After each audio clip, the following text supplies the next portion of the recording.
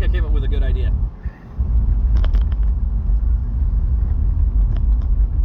It seems that really the only people defending American, Oregonian gun rights are actually the police. They're the ones who are going in and fighting unconstitutional legislation in the state of Oregon. And I really respect that.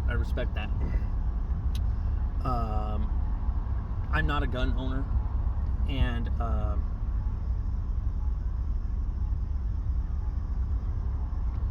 after things that happened to me, I don't want to be. But at the same time, I can understand.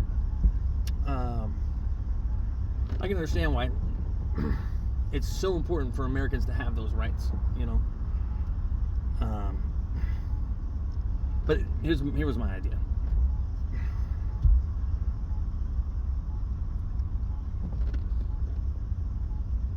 Based on what I've seen,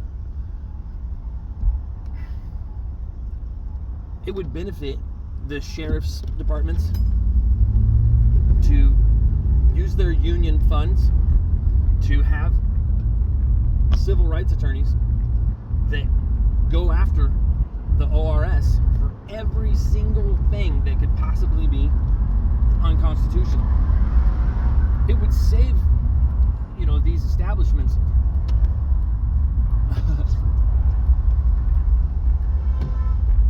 millions and millions of dollars in lawsuits. You know what I mean?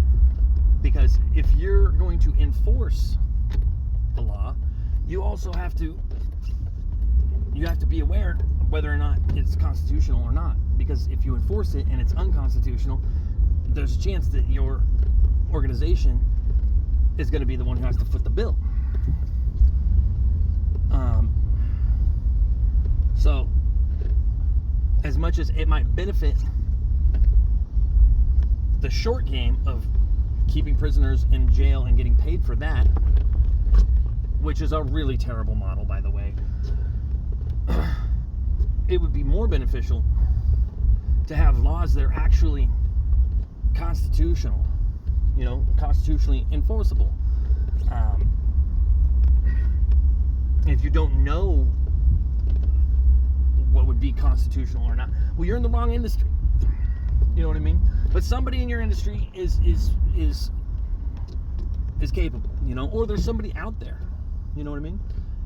I'm trying to work on it. I'm trying to be more capable. I'm trying to understand really how this whole thing works, and